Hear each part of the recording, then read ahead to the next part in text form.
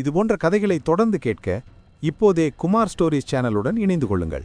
மறக்காமல் லைக் பண்ணுங்க, ஷேர் பண்ணுங்க, கமெண்ட் பண்ணுங்க. இந்த கதை முழுக்க முழுக்க கற்பனை கதை மட்டுமே. வீரன், அத்தியாயம் 97. உயிர் பெற்ற மாய குடுவை. அந்த மருத்துவ கிடங்கின் உள்ளே ஒரு நிமிடம் மொத்த உலகமும் ஸ்தம்பித்து விட்டது போல இருந்தது. தளபதி சிகண்டன், இளவரசி சுமித்ரா மற்றும் முதியவர் என அத்தனை பேரின் கண்களிலும் அச்சமும் ஆச்சரியமும் அளவிட முடியாத வியப்பும் மட்டுமே உறைந்திருந்தன. அவர்களின் பார்வை முழுக்க முழுக்க ஆதித்யாவின் மீதுதான் இருந்தது. ஆதித்யா அவர்கள் பார்ப்பதற்கான உண்மையான காரணத்தை புரிந்து கொள்ளவில்லை. என்னையே எல்லாரும் பேய் அறைந்த மாதிரி பார்க்கிறீங்க, என்னாச்சு உங்களுக்கு? இந்த குடுவையை கடைசியாக எப்போது பயன்படுத்தினார்கள் என்றுதானே கேட்டேன். அதுக்கே இப்படி சிலையாக நிற்கிறீங்க என்று எண்ணிக்கொண்டே அவர்களை நோக்கி நேரடியாக கேட்டான். இதை பயன்படுத்தி எத்தனை வருஷமாச்சு? எப்போ கடைசியை பயன்படுத்தினீங்க சொல்லுங்க என சாதாரணமாக அவன் கேட்ட வார்த்தைகள் அங்கு கூடியிருந்தவர்களின் செவிகளில் அதிர்வலைகளை ஏற்படுத்தவில்லை. மாறாக தளபதி சிகண்டன் நடுங்கும் குரலில், மருத்துவரே, மருத்துவரே, உங்களது கையை பாருங்கள் என்று திக்கி திணறி கூச்சலிட்டார். ஆதித்யா புருவத்தை உயர்த்தி, என்ன, என் கையவா என்று குழப்பத்துடன் கூறிக்கொண்டே தன் வலது கையை பார்த்தான். அவன் பேசிக்கொண்டிருந்தபோது தான் அறியாமலேயே தனது வலது கையை அந்த ஆபத்தான தொன்மையான கருப்பு உலோக குடுவையின் மீது அலட்சியமாக வைத்திருந்தான். அதை பார்த்து அவனுக்கு ஒரு கணம் திகீர் என்ற உணர்வு ஏற்பட்டது. ஆனால் அது வெளியிலிருந்து பார்ப்பவர்களுக்கு ஏற்பட்ட மரண பயம் போல இல்லை.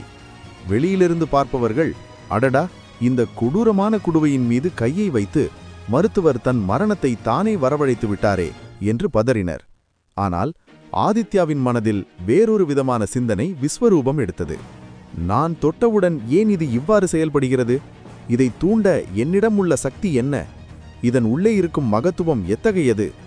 ஆதித்யாவின் கை தொட்ட அந்த இடத்திலிருந்து ஒரு மெல்லிய நீல நிற ஒளி மெதுவாக குடுவை முழுவதும் பரவத் தொடங்கியது. அந்த மாய குடுவை ஆதித்யாவின் தொடுதலை ஏற்றுக்கொண்டது மட்டுமல்லாமல் அவன் மூலமாக அது உயிர் பெற்றுவிட்டது என்பதை வெளிப்படுத்தியது போல் ஒரு ஆழமான அதிர்வுமிக்க ரீங்கார ஒலியையும் எழுப்பியது. அந்த ரீங்காரம் வெறும் சத்தமல்ல, அது காலம் காலமாய் உறங்கிக் கிடந்த ஒரு தெய்வீக பாத்திரம் விழித்து கொண்டதற்கான எச்சரிக்கை. அந்த ஒலியை கேட்ட முதியவரும் அங்கிருந்த மூத்த மருத்துவரும் ஒருவரையொருவர் திகிலுடன் பார்த்து கொண்டனர். மூத்த மருத்துவர் அச்சத்துடன் முணுமுணுத்தார். இது எப்படி சாத்தியம்? இதை மகாகுரு சில கடுமையான சடங்குகள் மற்றும் உயிர் தியாகங்களுக்கு பின்னர்தானே செயல்படுத்த முடியும். வெறும் மனித தொடுதலுக்கே இது இப்படி சீர்வதுண்டா? முதியவரோ பெரும் வியப்பில் ஆழ்ந்து போனார். ஆன்மீக சக்தி அளிக்கப்பட்ட புனித கல்லை வைத்துக்கூட பாதுகாப்பாகத்தான் இதை தொடுவார்கள். வெறும் கைகளாலே இதை தொட்டாலே மரணம் நிச்சயம் என்றுதானே மகாகுரு கூறியிருந்தார். ஆனால் இவன் இதை தொட்டது மட்டுமல்லாமல் அதை தூண்டவும் அதன் உள்ளிருந்த சக்தியை தட்டி எழுப்பவும் செய்திருக்கிறானே. இவன் யார்? இவன் எங்கிருந்து வந்தவன்? சுமித்ரா மூச்சை அடக்கிக் கொண்டு ஆதித்யாவையே வெறித்து பார்த்தாள். அவள் மனதில் 1000 கேள்விகள். இவன் சாதாரண ஆளில்லை. மகாகுருவின் மருத்துவ பாத்திரத்தை குருவின் துணை இல்லாமல், எந்தவித சடங்குகளும் இல்லாமல் இவன் எப்படி இயக்குகிறான்? இவனிடம் வேறு என்னென்ன அபாரமான சக்திகள் இப்படி ஒளிந்திருக்கின்றன? இவன் தன்னை குறித்து உண்மையை மறைத்து இங்கு வந்திருக்கிறானா என்றாள். அவள் வியந்து போய் ஆதித்யாவை பார்த்து கொண்டிருந்தாள். அங்கிருந்த அனைவருக்கும் ஆதித்யாவின் சக்தியின் மீது பெரும் நம்பிக்கை தோன்றியதுடன் ஒருவிதமான அச்சமும் கலந்தது. இவன் சக்தி மகாகுருவின் சக்தியை விடவும், ஏன் இந்த உலகத்தின் ஆளுமையைப் போலவே இருக்குமோ என்ற கேள்விகள் அத்தனை பேரின் மனதிலும் விஸ்வரூபம் எடுத்தன. ஆதித்யா மெல்ல புன்னகைத்தான். இதுதான் விஷயமா? என்னிடம் இருக்கும் பிரம்மாண்டமான ஆன்மீக ஆத்மசக்திதான் இதற்கு காரணமா? என்னிடம் இருந்த ஆன்மீக ஆற்றல் இந்த குடுவையை எளிதாக தன் வசம் இழுக்கிறது என்று யோசித்தவன் ஒரு கேலியான சிரிப்புடன் அனைவரையும் நோக்கி கூறினான். பயப்பட தேவையில்லை. நான் கூறியது போலவே இது எனக்கு கீழ்ப்படியும். நான் அதற்கான ஆற்றல் மூலக்கூறு. இதில் அதிசயம் ஒன்றுமில்லை என்றான். அவர்கள் யாரும் அவன் கூறியதை காதில் வாங்கவில்லை. அவர்கள் இன்னமும் அந்த குடுவையின் மீது கையை வைத்திருந்த ஆதித்யாவின் அற்புத செயலையும், குடுவையிலிருந்து வெளியான அந்த நீல ஒளியையும், அதனுள் ஊடுருவிய ஆதித்யாவின் மெல்லிய ஆன்மீக அலைகளையுமே வியப்புடன் பார்த்து கொண்டிருந்தனர். அவர்கள் நின்ற இடம் முழுவதும் அந்த தொன்மையான மூலிகைகளின் வாசனை இப்போது ஆதித்யாவின் ஆன்மீக தொடுதலின் காரணமாக மேலும் உக்கிரமாக பரவத் தொடங்கியது. ஆதித்யா மெதுவாக தனது கண்களை மூடினான். சரி, இப்போது இந்த குடுவையை முழுமையாக தயார் செய்ய வேண்டும். மக்களின் உயிரை உடனே காப்பாற்றியே ஆக வேண்டும் என்று எண்ணியவன் அடுத்த நொடியே தனது ஆத்மசக்தியை பன்மடங்கு வெளிப்படுத்தினான். அவனது உடலிலிருந்து ஒரு பிரம்மாண்டமான ஆன்மீக அலை உக்கிரமாக வெளிப்பட்டு அந்த குடுவையை முழுவதுமாக சூழ்ந்து கொண்டது. அதுவரை அமைதியாக இருந்த அந்த மருத்துவ கிடங்கு முழுவதும் ஒரு பலத்த சூறாவளி போன்ற காற்று வீசத் தொடங்கியது. சுவர்கள், தூண்கள், ஏன் அங்கிருந்த பழமையான மருத்துவ ஓலைச்சுவடிகள் கூட அச்சத்தில் நடுங்கின. அந்த கருப்பு குடுவை ஆதித்யாவின் ஆன்மீக தீயை வெறித்தனமாக உறிஞ்சுவது போல அவனது ஆன்மீக சக்தி அந்த குடுவையை அது இருந்த தரத்திலிருந்து மெல்ல தூக்கி சற்று தூரத்தில் கொண்டு சென்று காற்றில் மிதக்க வைத்தது. அது நகர்த்தப்பட்ட போது அதன் மீது படிந்திருந்த கரிய தூசு படலம் விலகியது. அதுவரை சாதாரணமான தேய்ந்த நிலையில் இருந்த அந்த குடுவை ஆதித்யாவின் ஆன்மீக தீயில் தணலிலிட்ட இரும்பு போல செக்க சிவேலென உக்கிரமாக மாறத் தொடங்கியது. அதன் மேற்பரப்பில் தொன்மையான மாய எழுத்துக்கள் தென்பட்டன. ஆதித்யா அனைவரையும் பார்த்து கடுமையாக குரலிட்டான். அனைவரும் இங்கிருந்து விலகியிருங்கள். இந்த குடுவை எத்தனை ஆண்டுகள் பழமையானது என்று தெரியவில்லை. இதனுள் இருக்கும் சக்தியின் உக்கிரம் கட்டுக்கடங்காமல் இருக்கிறது. ஒருவேளை இதிலிருந்து திடீரென வெடித்து சிதறளவுக்கு சக்தி வெளிப்படலாம். அவன் எச்சரித்து முடித்த வேகத்தில் அந்த குடுவையின் மேல் இருந்த மூடியும் தானாகவே சுழன்று திறந்தது. அந்த திறக்கப்பட்ட வாயிலிலிருந்து கரும் புகை வெளியேறி சில வினாடிகளில் மறைந்தது. காற்றின்குள் பறந்து எழுந்த மூடியின் ஓரத்தில் உள்ளே இருந்த பழமையான மூலிகைகளின் வாசனையையும் அந்த பொருட்களின் எச்சங்களையும் ஆதித்யா உன்னிப்பாக கவனித்தான். அதிலிருந்து வந்த உக்கிரமான மருத்துவ குணம் வாய்ந்த வாசனைகள் நோயாளிகள் இருந்த பகுதியை கடந்து அந்த கிடங்கு முழுவதும் பரவியது. அதன் வீரியம் அங்கிருந்த பலவீனமான நோயாளிகளின் உடல்நிலையை சற்று மேம்படுத்துவது போல சில நோயாளிகள் இரும்பலை நிறுத்தி மெல்லிய பெருமூச்சு விட்டதை கண்டனர். அந்த மருத்துவ சக்தியை முகர்ந்து பார்த்த ஆதித்யா மீண்டும் அழுத்தமான குரலில் கேட்டான். கடைசியாக இதை எப்போது பயன்படுத்தினீர்கள்? நான் கேட்ட கேள்விக்கு முழுமையாக பதில் வேண்டும். இம்முறை அவன் பார்வை குடுவையின் ஆழத்தில் இருந்தாலும் அவனது கேள்விக்கு சுதாரித்துக் கொண்ட தளபதி சிகண்டன் பதிலளித்தார். 5 வருடங்களுக்கு முன்பாக மருத்துவரே, அது ஒரு பெரும் கொள்ளை நோய் பரவிய காலகட்டம். என்ன, 5 வருஷத்துக்கு முன்னதா என்று ஆதித்யா வியப்புடன் அதிர்ச்சியை கலந்த குரலில் கேட்டான். ஆமாம், 5 வருடத்திற்கு முன்பு கடைசியாக ஒரு கொள்ளை நோய் வந்தது. அதற்காக மகாகுரு இதை இயக்கி அதற்கான மருந்தை அப்போதுதான் கண்டுபிடித்தார்.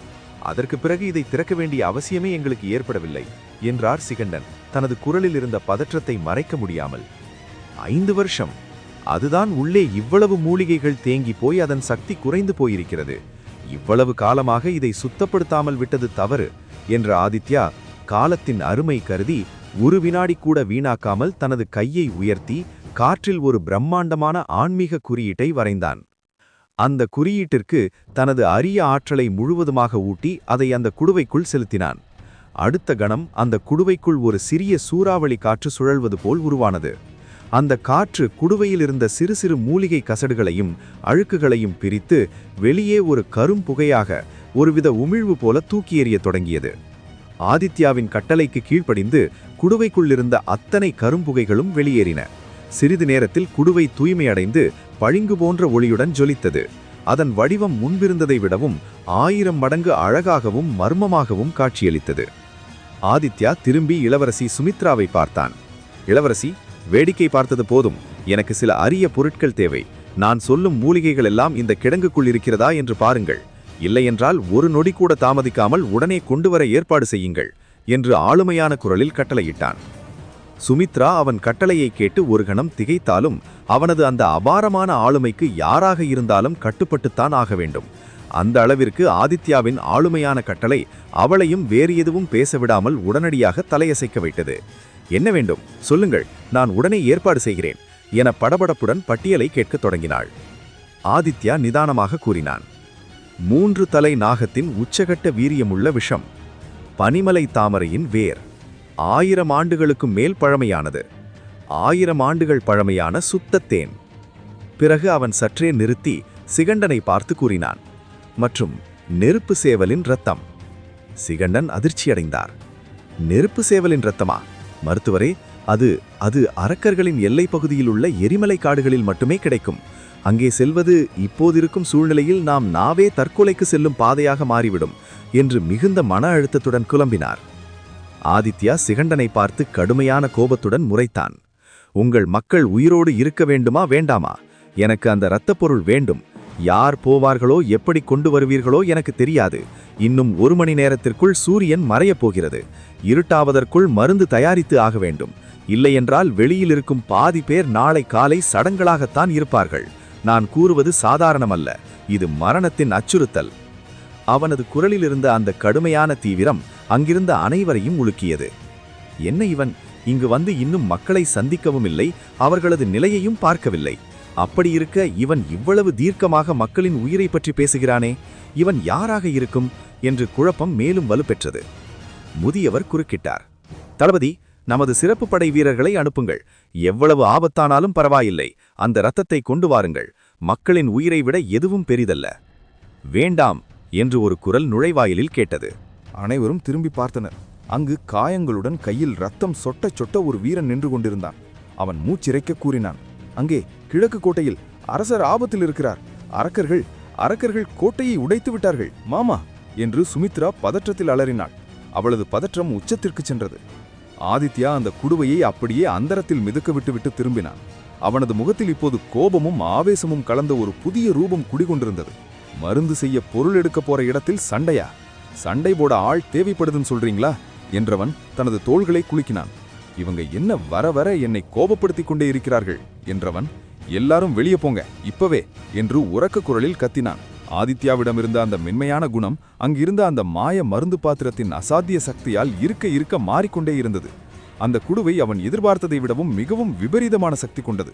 அந்த பாத்திரத்தின் சக்தி, ஆற்றல் அது விழித்து தெழுந்ததனால் அபரிமிதமாக கூடிக்கொண்டே போனது. அதை உடனடியாக கட்டுப்படுத்த அவனுக்கு துணை வேண்டும். இந்த குடுவையின் விபரீத உறிஞ்சுதலால் தான் விரைவில் சக்தி இழந்து போவோம் என்று ஆதித்யா உணர்ந்தான். இப்போது எப்படியாவது டிராகன் பீஸ்டை வெளிக்கொண்டு வர வேண்டிய நிர்பந்தத்தை அவன் உணர்ந்தான்.